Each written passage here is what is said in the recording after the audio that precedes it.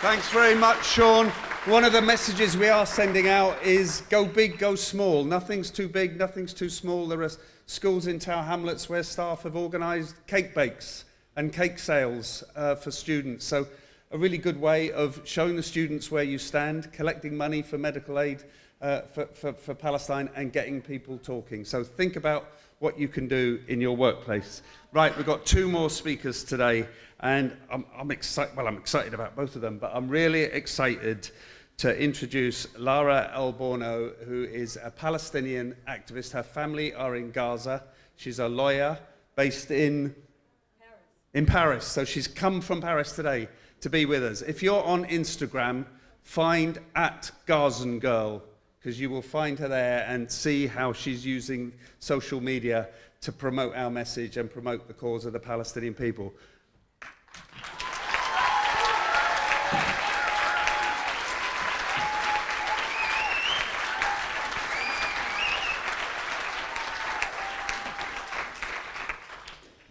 The following are reflections on our current state as Palestinians in 2023. The starting point, which is consistently and intentionally ignored by those with power, is that Palestinians, whether they be in Gaza or the rest of historic Palestine and in exile, have experienced brutal colonial violence for generations. It won't be news to you that the majority of people in Gaza today are refugees. Refugees who were expelled from their homes and their land during the Nakba by the Zionists who began the ethnic cleansing of Palestine 75 years ago. You of course know that the people in Gaza have also lived under 56 years of brutal military occupation, enforced by the same entity which made them refugees decades prior. That Gaza was turned into a concentration camp 16 years ago when Israel imposed its land, air, and sea blockade, cutting Gaza off from the rest of the world and severely restricting movement of anyone or anything into and out of Gaza. And if you're here today, it's because you certainly know that we are 56 days into Israel's genocide of our beloved family and friends in Gaza, a genocide in the legal sense of the term. You know that there are 1 million children in Gaza, children whose torment by a nuclear power, the fourth most powerful military in the world, is at once justified by and invisible to the Western world. Yet we are, in any event, warned by the same institutions which have failed to protect us from Israeli impunity for decades, and the crime of all crimes in this moment, that Gaza is a graveyard for children. Indeed it is. You know that in this current moment, Israel has been killing Palestinian families in Gaza at record rates, with advanced weapons technology relying on dystopian AI to identify alleged targets. That our toddlers are being pulled from the rubble of our homes, sometimes alive, sometimes not, sometimes in one piece, sometimes not. You know that the Al-Nasser hospital preemies were discovered decomposing in their hospital beds after Israel bombed the oxygen tanks of the hospital, denied it electricity, fired on and shelled the building, and forced the families and staff to evacuate at gunpoint, leaving those completely innocent souls behind. You know that Israel attacked and destroyed in a matter of weeks nearly all of Gaza's healthcare infrastructure, killing hundreds of healthcare workers, bombing the solar panels of Al-Shifa hospital and its maternity ward, sniping nurses, kidnapping doctors, and leaving behind a trail of destruction and mayhem.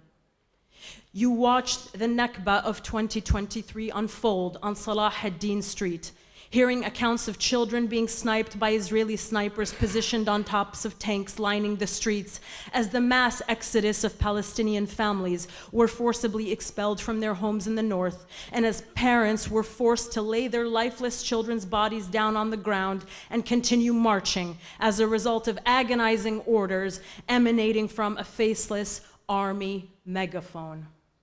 You watched Israel announce that we are animals, and that we would be denied food, water, electricity, and aid. And then weeks later, we watched people begin to die of starvation and dehydration. And now we watch as our colonizer openly relishes in the spread of disease in its newspapers while it withholds medicine in perfect but nauseating consistency with the colonizers who preceded it elsewhere in the world. You watched 2 days ago this genocide recommence with intensity all over Gaza after the so-called humanitarian pause ended, while Israel proudly announced today that they've so far hit over 400 targets in the last 2 days. If we are lucky as Palestinians, people at a minimum know about the reality that our tormentors have forced upon us for the last 75 years. To borrow from the resignation letter of Craig Mochaber, the former director for the High Commissioner of Human Rights of the United Nations, the European ethno-nationalist settler colonial project in Palestine has entered its final phase towards the expedited destruction of the last remnants of indigenous Palestinian life in Palestine. What's more, the governments of the United States, the United Kingdom, and much of Europe are wholly complicit in the horrific assault. Not only are these governments refusing to meet their treaty obligations to ensure respect for the Geneva Conventions, but they are in fact actively arming the assault, providing economic and intelligence support, and giving political and diplomatic cover for Israel's atrocities. That is precisely where we are today. But one of the most dizzying aspects of being a Palestinian in this age is that Western governments and corporate media who adopt policies and promote narratives endorsing our annihilation deny that this is even happening to us. We as Palestinians are categorically denied the right to narrate our own lived experiences, instead dismissed as biased or exaggerating as the bodies pile up, while instead the statements of the military of the apartheid regime are taken as fact, never challenged, and repeated even when proven false. Worse, the US and Israel, who have seemed to decide our fate for us without our input, casually shop around ethnic cleansing blueprint plans for Gaza, while Israel awards exploration licenses for billions of dollars of Gazan gas. And yet they know not the first thing about us. Do they know about our origin? That the history of Gaza and Palestine more generally is a deep, rich history of more than 4,000 years? That our land was inhabited and invaded by epic civilizations of whom we are all descendants? From the ancient people of the Mediterranean Sea to the Canaanites, to the ancient Egyptians, the Philistines, the Greeks, the Romans, the Byzantines, the Persians, then the different Muslim empires like the Arabs led by Umar ibn al-Khattab, and the Umayyads, the Abbasids, and the invading crusaders driven out of the land by the fierce resistant Salah ad-Din. And then came the Mamluks followed by the Ottomans. Do they know that these are our ancestors? My own family traces our lineage in Gaza back to at least the 13th century. My parents were born in Gaza, all 4 of my grandparents were too, and so on, going back generations. My family is from the Zaytun and Ramal neighborhood in the northern part of Gaza. Do they know that despite the fact that Israel has prevented me from entering Gaza on multiple occasions, that despite the fact that Israel has flattened nearly our entire neighborhood, along with the majority of northern Gaza in the last 6 weeks, that I, like all Palestinians in forced exile, have never and will never abandon the right to return to our land?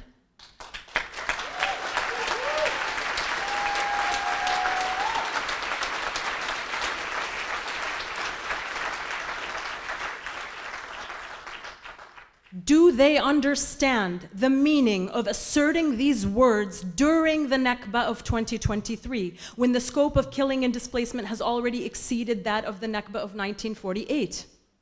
We will never back down.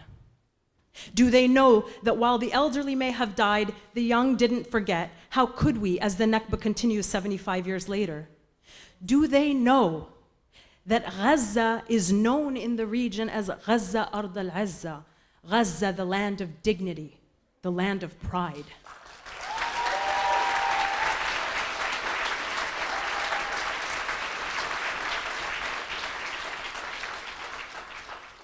Do they know that dignity cannot be bought, faked, or seized by force?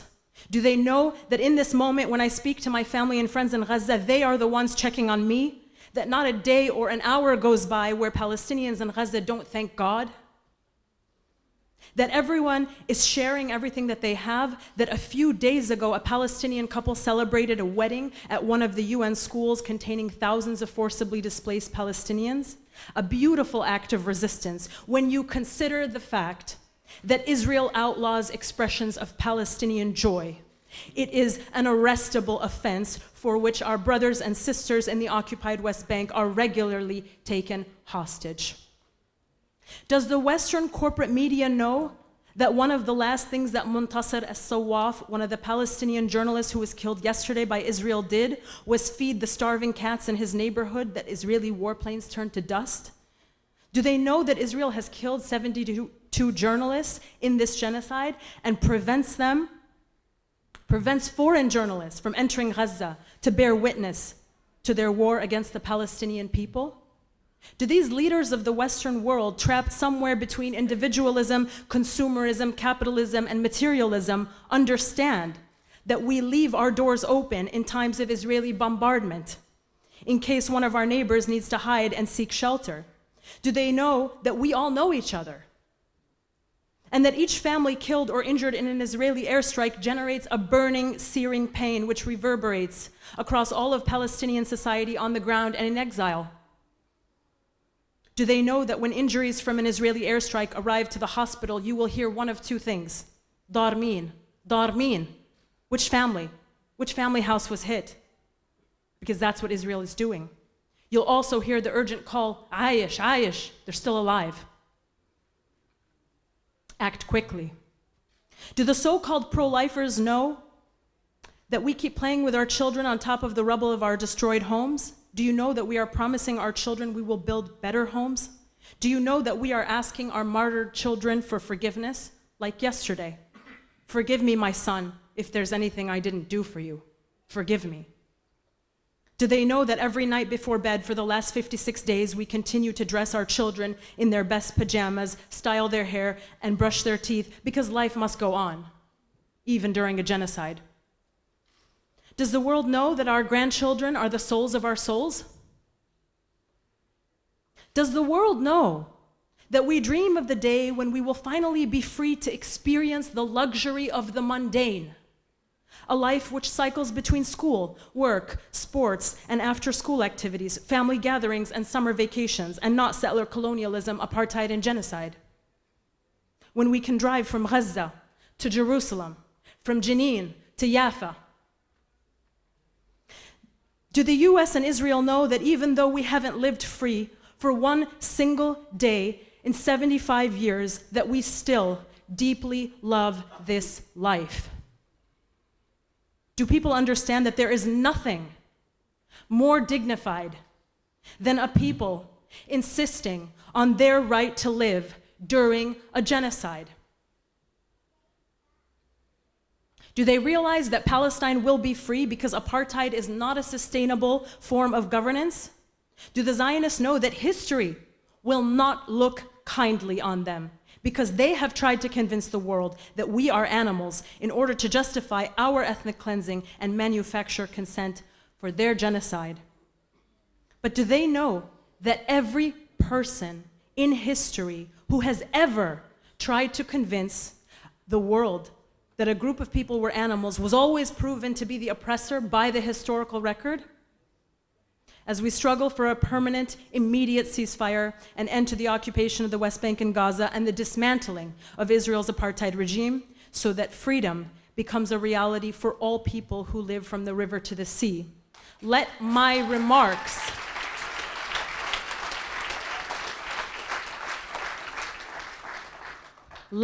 remarks be a reminder in the equal importance of witnessing not only our suffering in this moment, but also our deep humanity, our dignity. Because witnessing humanity is an act of resistance against colonial violence designed to strip a people of their humanity, against colonial powers working overtime to convince you that this genocidal reality is inevitable.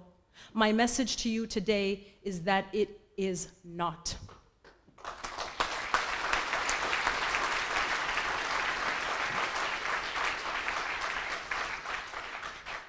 Rather, freedom is inevitable. So please continue in this moment to do the single most important thing that you can do by displaying unapologetic, unequivocal political solidarity with the Palestinian people. The Palestinian people who are a symbol of hope and dignity for all oppressed people worldwide.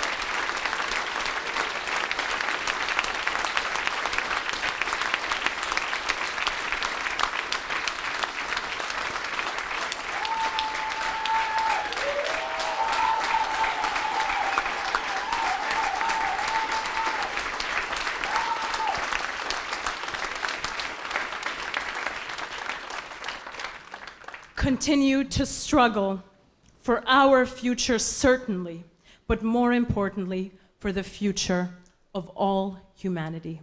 Thank you.